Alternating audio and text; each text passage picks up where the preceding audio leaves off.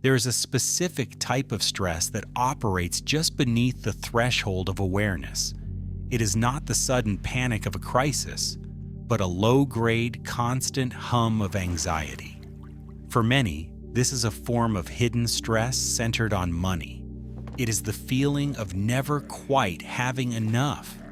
It is the tension that comes from calculating the days until the next paycheck. It is the quiet guilt that follows an unnecessary purchase.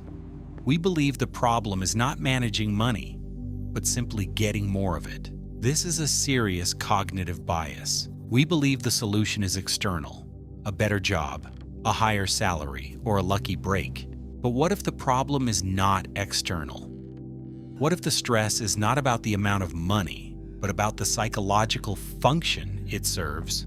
The most common advice centers on logic, budgeting, tracking expenses, or learning to invest. Yet for many, this advice fails. The budgets are broken, the savings are spent, and the stress remains. This is because financial success is not a hard science.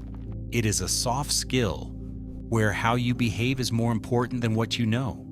The anxiety surrounding money is often a symptom of a deeper misalignment.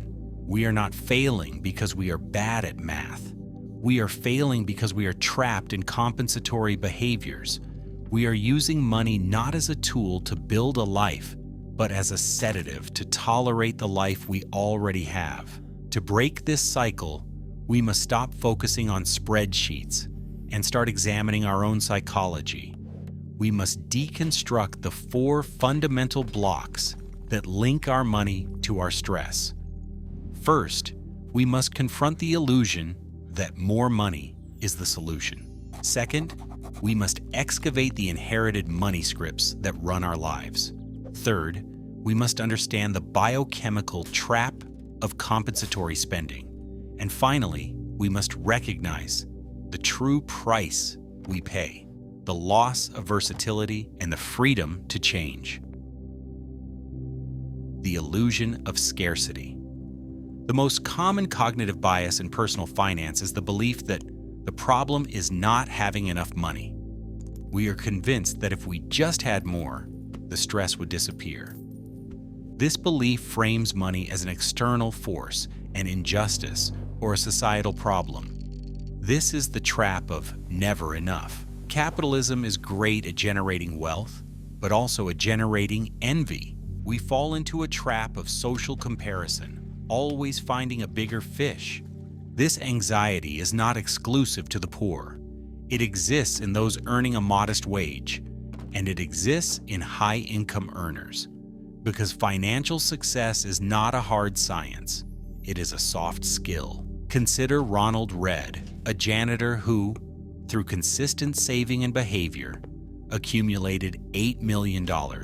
Compare this to athletes or celebrities who earned $400 million only to face bankruptcy. Their intelligence was high, but their behavior was misaligned. This misalignment comes from a fundamental cognitive bias. We are educated in the dopaminergic aspect of money, not the operational one. We think the goal is simply to buy more things. But where does this deep, often irrational programming originate? The inherited money scripts. We are not born with our financial attitudes. Our brains are not fully developed at birth. The brain takes in information, makes associations, and builds narratives from an early age.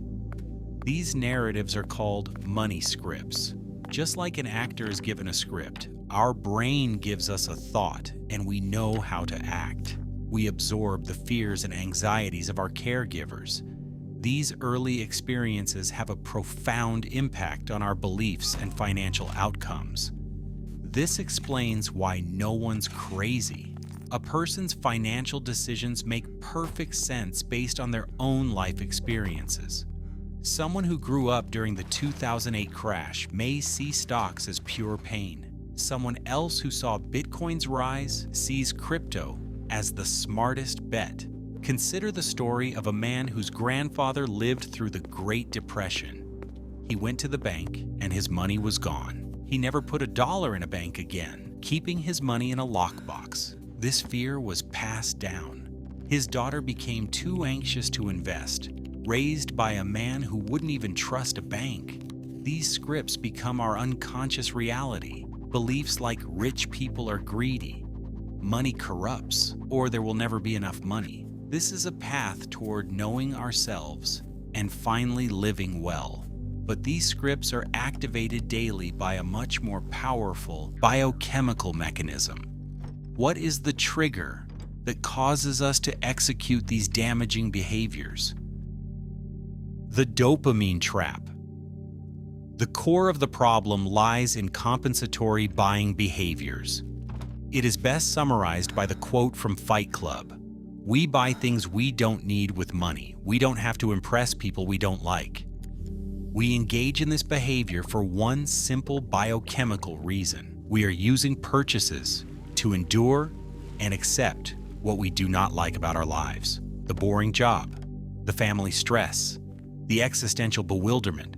The purchase provides a brief pulse of energy that allows us to tolerate the negative things. This is not a psychological habit, it is a biochemical one. When we make a purchase, our neural reward system is stimulated. A dopaminergic pathway floods us with gratification. We are Paleolithic beings with ancient neural functioning. Our ancient brain interprets buying as the successful act of hunting and gathering food. We are ancient brains in a modern world designed to extract money from us. We think we are buying status. We see a person in a luxury car and think, "Damn, that looks cool." But this is the man in the car paradox. We do not actually admire the person driving. We admire the car. We are chasing status, but the purchase only provides surface-level attention. What we truly crave are the emotions we think money can create: autonomy, freedom, and security. This cycle of dopaminergic spending seems harmless, just bad budgeting. But this behavior has a profound hidden consequence. What is the real prison this behavior builds? The true price of security. The ultimate cost of compensatory spending is not the wasted money. It is the total and complete loss of versatility. When our income is consumed by impulse buys, subscriptions, and installment payments, we are left with nothing. We are trapped on a debt merry-go-round. This loss of economic independence makes it impossible for us to change. It prevents us from even contemplating any change as possible. We cannot leave the job we hate because we have no savings. We cannot move away from the environment that drains us. We have lost our economic independence and therefore our versatility. We are trapped, and in this trap, we are told to be resilient. But this is an instrumentalized, diabolical version of a beautiful concept. This is not resilience, it is endurance. Resilience is the ability to hold on while waiting to change.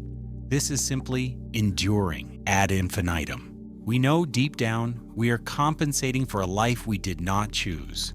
This knowledge is the definition of hidden stress. The solution, therefore, is not to learn to manage money better. It is to manage life objectives better. The first step is to ask, what do I really want from life? We must define a vision.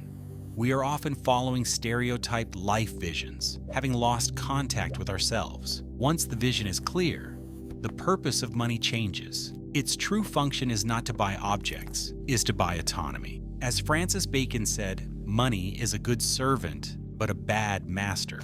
Learning to save and invest is not about getting rich. It is about building versatility.